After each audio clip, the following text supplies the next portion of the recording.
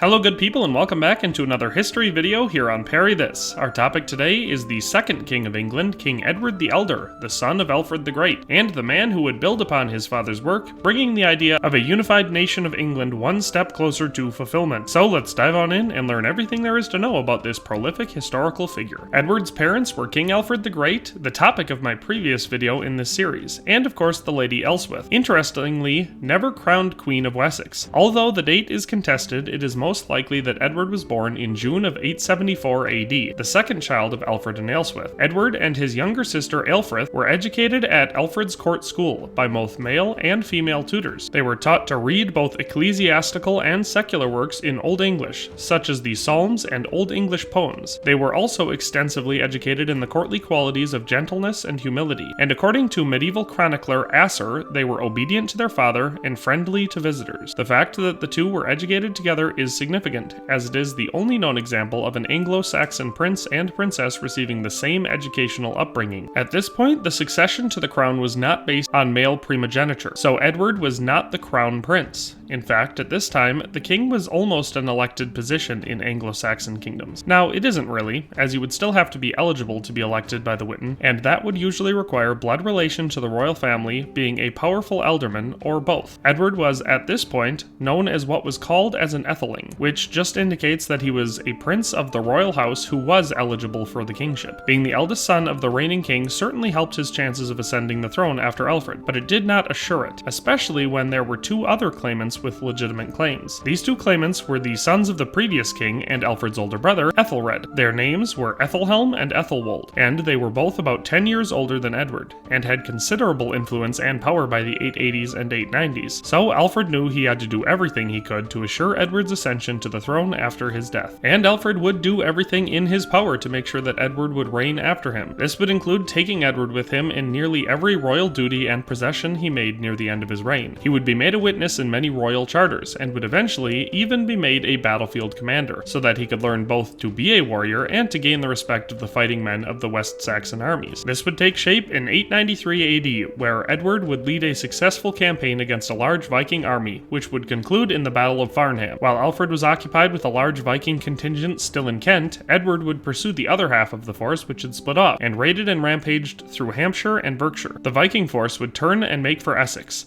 in an attempt to return to their ships, but Edward's army would intercept them at Farnham. Edward would lead the Anglo-Saxon force, and Sigurd Bloodhair would lead the Norse force. The Saxons would soundly defeat the heathen army, killing many of them and sending the rest fleeing across the Thames. The Saxon force would recover all of the loot from the Vikings as they fled, and would incur very few casualties. This victory would establish the beginning of an excellent reputation for the young Ætheling. Later, in 893 AD, Edward would marry Ecgwin, his first wife. There are some historians who contest whether or not the two were actually married, but they are a fringe group. When one considers that their son would eventually become the king after Edward, it is hard to believe that he was illegitimate. Therefore, most historians agree that the two were in fact legally married. For the remainder of 893 and 894, Edward would take part in numerous conflicts during the Anglo-Danish wars under his father, Alfred's command. Then, in 895, Edward's first son, Æthelstan, was born. Edward and Ecgwin's second child, a daughter most likely named Edith, would be born in late 895. It is likely that Ecgwin would die shortly thereafter, as she has not mentioned again, and Edward would remarry in a few years. Historians have suggested that she may have died in childbirth, given the fact that she had two children to Edward in what seems like the span of about 11 months. In any case, Alfred would defeat the remaining Danes under Heston in 896, and the Saxons would experience relative peace for a few years. In early 899 AD, Edward would marry Æthelflæd, daughter of Æthelhelm, the alderman of Wiltshire. This was likely primarily a strategic marriage, as Æthelhelm was a prominent and powerful West Saxon lord, and his support would help Edward's claim to the throne. It is at this time that Edward's son, Æthelstan, would be sent to the Mercian court to be raised by his sister Æthelflæd and her husband Æthelred of Mercia. King Alfred would die on October 26, 899, and after the funeral the West Saxon Witan would convene and would confirm Edward as king, and he would be crowned king of the Anglo-Saxons, despite the challenge from his cousin Æthelwold. In 900, Edward's cousin Æthelwold rose up against Edward, challenging him for the throne, and took Wimborne in Dorset, the place where his father, King Æthelred, was buried. He then took Christchurch in Sussex. Æthelwold declared that he would live or die at Wimborne, but then left in the night and rode to Northumbria, where he would actually be accepted by the leaderless Danes and would become king of the heathens. Then in 901, Æthelwold would return to southern England at the head of a fleet of Danes which would land at Essex. He would convince the East Anglian Danes Danes to join him, and together they would invade Mercia and northern Wessex. Edward would retaliate by ravaging and attacking East Anglia, and after the successful campaign would retreat back to Wessex. However, the men of Kent would not obey him and would remain in East Anglia to continue the campaign, and would be intercepted by the returning Danish army. These forces would meet at the Battle of Holm. The Danes would win this battle, but at a heavy cost, as Æthelwold and Eric, the Danish king of East Anglia, would both be slain. This battle would also see the death of Ealdorman Sigehelm, who is the father of the woman who would eventually become Edward's third wife. However, it would also be the end of Æthelwold and his claim to the West Saxon throne. Because King Alfred had established himself as Anglorum Saxonum Rex, or King of the Anglo-Saxons, Edward would inherit not only Wessex, but also overlordship of Mercia. His older sister Æthelflæd and her husband Æthelred ruled Mercia as lord and lady, but submitted to Edward's royal authority in most matters. After Æthelred of Mercia's death, Æthelflæd would lead Mercia as the Lady of Mercia until her death, and she and Edward would maintain a strong alliance. In 906 AD,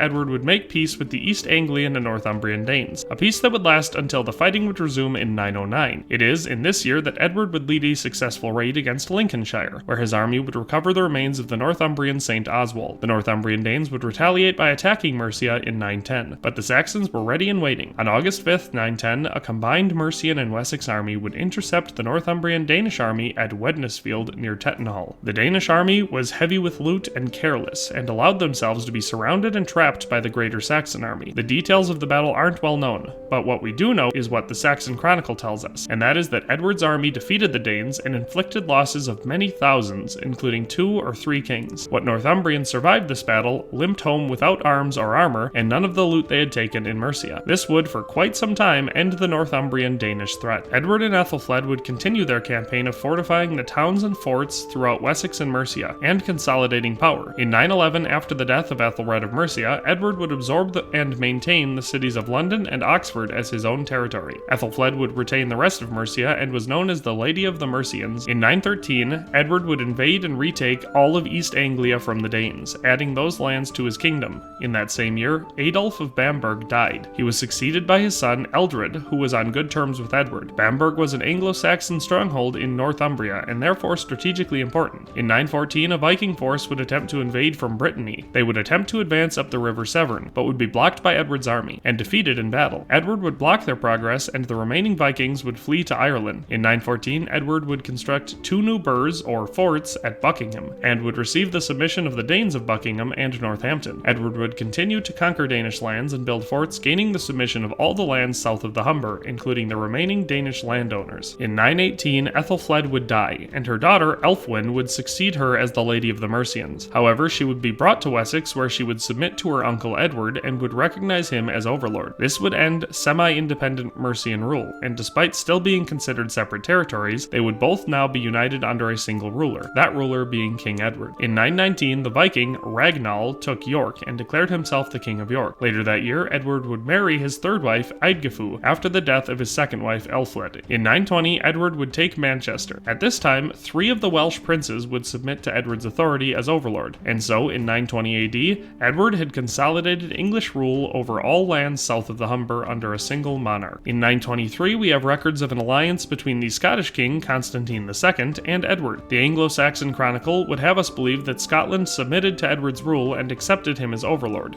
However, most historians agree that due to the context of the agreement, that being that they met at the Saxon border and signed the treaty, that it is more likely that this was simply a military alliance. It is most likely that Edward's intention was to use this alliance with the Scots to take Northumbria next, but he would not get the opportunity. In 924 AD, he was forced to lead an army north once more to put down a Cambro-Mercian rebellion in Cheshire. He died at Farndon upon Dee in that county on the 17th of July, 924, at the age of 50, the same age as his father when he died. His body would be returned to Winchester, where he would be buried by his father and mother in the new minster. He would remain here until the Norman Conquest, when his remains would be moved to Hyde Abbey. Aethelstan, Edward's firstborn son, would succeed his father as the king of the Anglo-Saxons. Throughout his life, Edward would have 14 children that survived infancy from 3 marriages. From his first wife, Ecgwin, he would have 2 children, his son, Aethelstan, and a daughter named Edith. Then he would marry Æthelflæd and would have 8 children, named Ælfweird, Edwin, Æthelhild, Eidgifu, Eadfled, Eadhild, Eadgith, and Ælgifu. Finally, he would marry his third wife, Eadgifu, and would have 4 more children, named Edmund, later known as Edmund I, Æthelred, Eadbur, and Eadgifu. Of these 14 children, 3 or possibly 4 would become Saxon kings of England. 5 would marry great lords of the continent, and 4 would take holy orders and serve the church, with one of them even becoming a saint. Needless to say, Edward's family was at least a very large part of his not inconsiderable legacy. Obviously, Edward's largest achievement was the conquest and consolidation of the southern Danelaw. When he gained the throne from his father, he had a solid control of Wessex and overlordship of Mercia. He turned that into the total control over all lands and people south of the Humber, passing down all of southern England to his son. In his reign, he developed the shires of southern England as the main unit of land and set up a system of shire reeves, the end result being a far more unified kingdom with centralized power that had rarely, if ever, been seen before. He also followed in his father's footsteps, in the construction of Burrs and the organization of his standing army. It is estimated that under Edward's rule, an additional 15 Burrs were constructed throughout the lands that he added to his kingdom. Outside of his obvious military victories, Edward also overhauled the Saxon economy through his coinage reform. The principal currency in late Anglo-Saxon England was the silver penny. These coins were widely adopted and supported under Alfred's reign, and Edward would follow his work in an attempt to bring trust to the currency of his kingdom to help the economy. Under Edward's rule, the number of moneyers, or people who minted these coins, increased from around 30 when he became king to around 117 when he died. These moneyers were regularly audited and certified by royal officers to ensure the purity of the silver being used and the calibration of equipment to ensure exact weight measures. This system brought great confidence in this currency both on the Isles and on the continent, which helped to spur it on as the primary currency for trading and commerce. This helped to enrich the landowners of his kingdom and invigorate the economy of the British Isles. When it comes to the church, Edward would not stand out as much as his father did.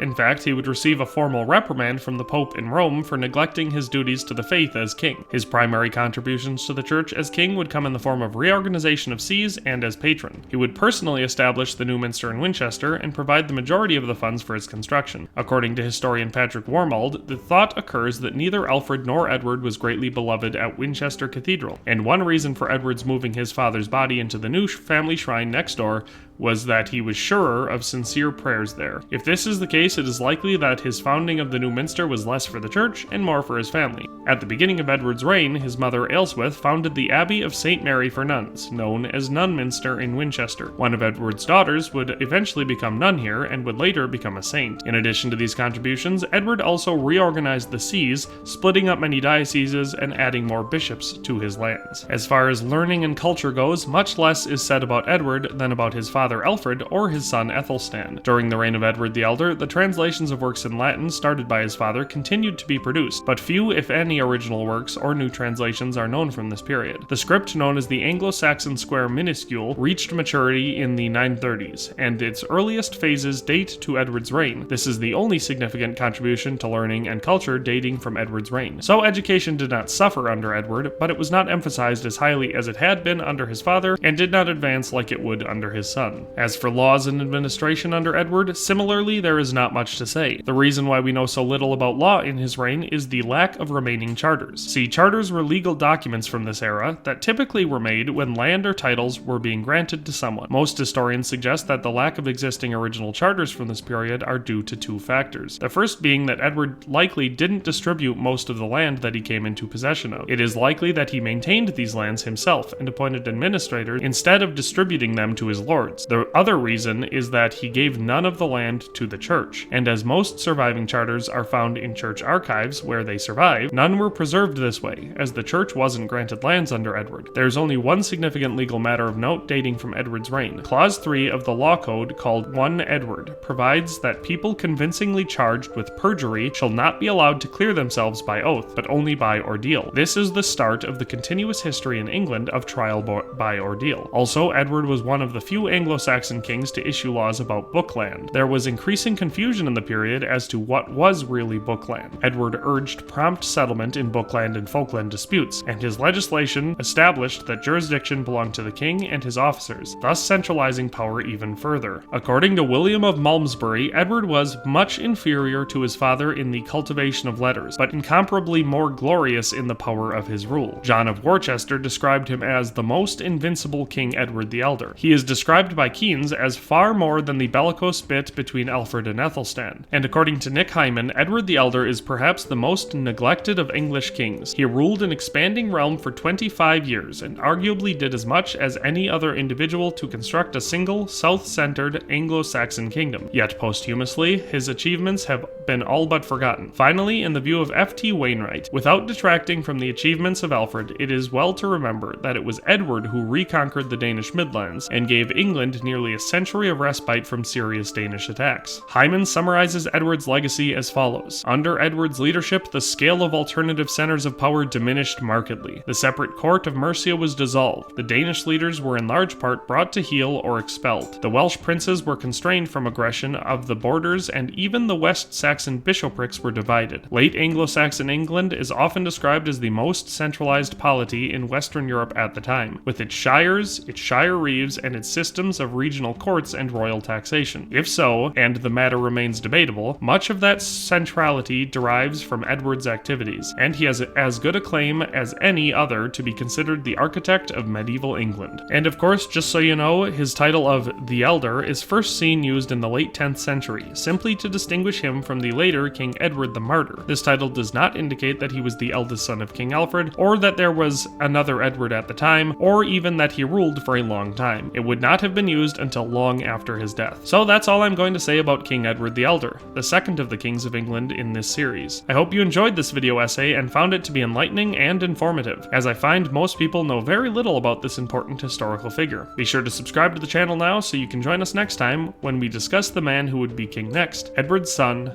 Æthelstan.